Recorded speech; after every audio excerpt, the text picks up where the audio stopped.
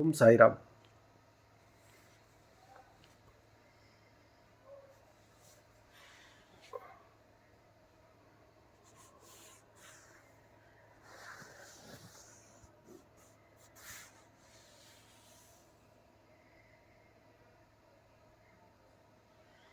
సకల దేవత స్వరూపాయ వేషాయ సచిదానంద సాధు సర్వజన మానస గోచారా శ్రీ షిరిడి సాయినాథాయ నమో నమః.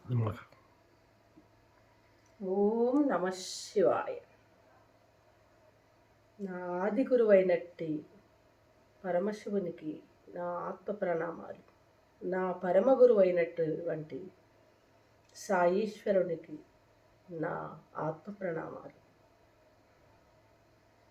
ఈ సృష్టిని పాలిస్తున్నటువంటి రాబోయే సత్యయుగానికి రాజైనట్టి మహాలక్ష్మీదేవి రానైనటువంటి ఉన్నతమైనటువంటి ఆత్మకు నా యొక్క ఆత్మ ప్రణామాలు తెలియజేసుకుంటూ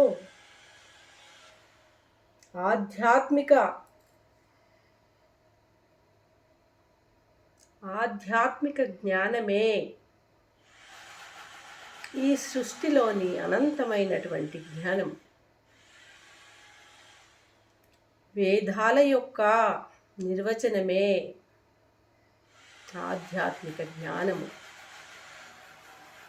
పరమాత్ముడి యొక్క అర్థము వేదాల యొక్క అర్థాన్ని వ్రాసింది వ్యాసుడుగా చెప్పబడతారు. కానీ ఆ వేదాల యొక్క నిగూఢమైన అర్థాన్ని శూన్యం నుండి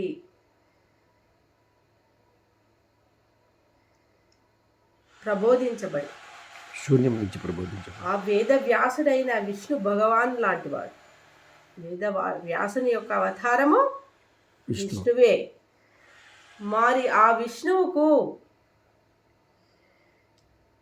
వేద ప్రాముఖ్యత యొక్క అర్థాన్ని తెలియజేసినటువంటి ఆది గురువైనటువంటి పరమాత్ముడు ఆ శివుడు శూన్యం నుంచి తెలియజేయడం జరిగింది.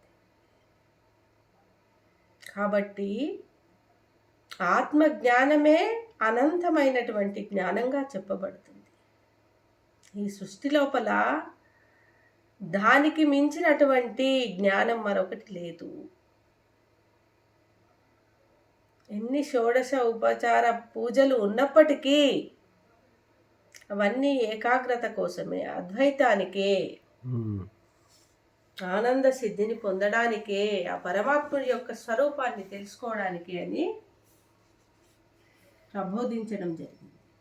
ఎన్ని శాస్త్రాలైనా, ఎన్ని ఉపనిషత్తులైనా, ఎన్ని వేదాలైనా, ఎన్ని పురాణాలైనా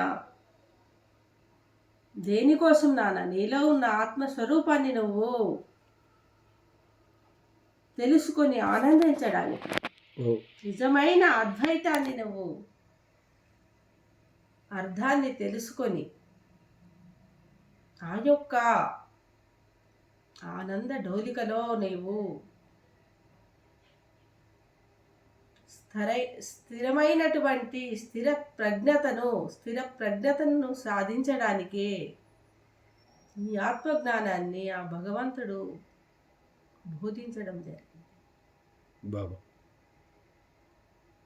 మరి ఎన్ని పూజలు, ఎన్ని యజ్ఞాలు, ఎన్ని యాగాదులు, ఎన్ని పురాణాలు, ఎన్ని ప్రవచనాలు అయినప్పటికీ ధ్యాన యొక్క స్థితిలో నిన్ను నువ్వు తెలుసుకోవడం చాలా ముఖ్యమైనదిగా భగవంతుడు చెప్పడం జరిగింది.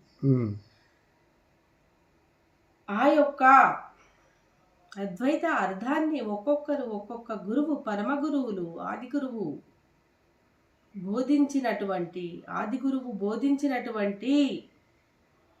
స్థితిగతిలో మార్గంలో వెళ్ళినప్పుడు పరమ గురువులకు కూడా ఆ యొక్క అర్థం అనేది తెలుసుకోవడం జరిగింది. ఆ నిగూఢ రహస్యమైనటువంటి ఆత్మవిద్య ప్రతి ఒక్కరికి కూడా అవసరమే. గీతలో ఆ భగవంతుడు కృష్ణుడు భగవంతుడా? ఆ భగవంతుడు పంపించినటువంటి దూత. మరి సాక్షాత్ భగవంతుడు ఎవరు? పరమాత్ముడు, నిరాకార స్వరూపం కృష్ణులు ప్రవేశించి చెప్పింది. 18 అధ్యాయాలను బోధించడం జరిగింది. 700 శ్లోకాలు, 18 అధ్యాయాలు, మనలో ఉన్న 7 చక్రాలు, గీతలో ఉన్న మొదటి 100 శ్లోకాలు బట్టి పట్టవలసిన అవసరం లేదు నాన్న. దానిలో ఉన్న అంతరార్థం తెలుసుకోవలసిన అవసరం ఎంతైనా ఉంది. ఆ 100 శ్లోకాలు నువ్వు ఎప్పుడైతే తెలుసుకొని ఆంతరంగికంగా స్థితప్రజ్ఞతను సాధిస్తావో అప్పుడు నీ యొక్క మూలాధార చక్రం అనేది పరిశుద్ధం అవుతుంది.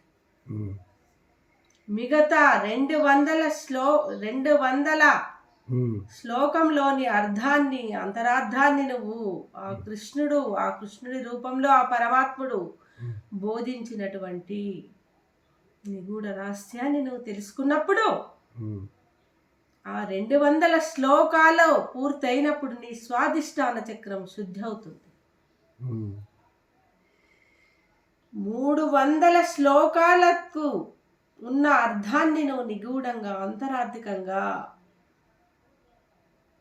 శుద్ధమైన మనస్సుతో నువ్వు ఆ అర్థాన్ని, నువ్వు ఆ భావనను, ఆలోచనను, ఆ జ్ఞానాన్ని నువ్వు పొందినప్పుడు నీ మణిపూరక చక్రం పరిశుద్ధం అవుతుంది నాన్న. 4వ చక్రమైనటువంటి అనాహత చక్రంలో ఉన్న శ్రీకృష్ణ భగవాను యొక్క తత్వాన్ని తానుగా ఇలాంటి యొక్క పరిశుద్ధమైన, స్వచ్ఛమైన ఆనంద స్థితిలో కృష్ణుడి యొక్క అంతరాత్మ మెదులుతుందో ఆ 400 శ్లోకాలను పఠించినప్పుడు, ఆ శ్లోకంలోని అర్థాన్ని నువ్వు తెలుసుకున్నప్పుడు 4వ చక్రమైనటువంటి అనాహత చక్రము ఆత్మశుద్ధిని పొందుతుంది. 5వ చక్రమైనటువంటి విశుద్ధ చక్రము పరిశుద్ధం కావాలంటే ధ్యానముతో పాటు గీతలో ఉన్నటువంటి 400 శ్లోకాల యొక్క అంతరార్థంని పూర్తిగా అవగతమైనప్పుడు 5వ చక్రమైనటువంటి విశుద్ధ చక్రము పూర్తిగా శుద్ధ స్థితిలో వెలిగిపోతుంది. 500 శ్లోకాల అర్థము పూర్తయిన తర్వాత 600 శ్లోకాలను నువ్వు, శ్లోకాల యొక్క అర్థాన్ని నువ్వు పూర్తిగా తెలుసుకునే శక్తి నీ లోపల మొదలవుతుంది. 600 శ్లోకాల యొక్క అర్థాన్ని నువ్వు తెలుసుకున్నప్పుడే నీవే ఒక యోగిలాగా వెలిగిపోతావు. ఆ యోగి ఆజ్ఞాచక్రము పరిశుద్ధమైపోయినప్పుడు 3వ నేత్రమైనటువంటి జ్ఞాన నేత్రము, ఆత్మనేత్రము, అన్ని దానికే పేరు. త్రినేత్రము, నీ బ్రుకుటి మధ్య అనేక జన్మల యొక్క పాప కర్మల చేత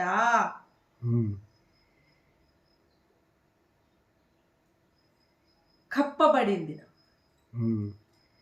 ఆత్మ యొక్క వెలుగును చూడనియ్యకుండా, ఆత్మ యొక్క శక్తి యొక్క పరిణామాన్ని నువ్వు తెలుసుకోకుండా, నువ్వు సాధించేలా చేయకుండా అనేక జన్మల యొక్క పాప కర్మలు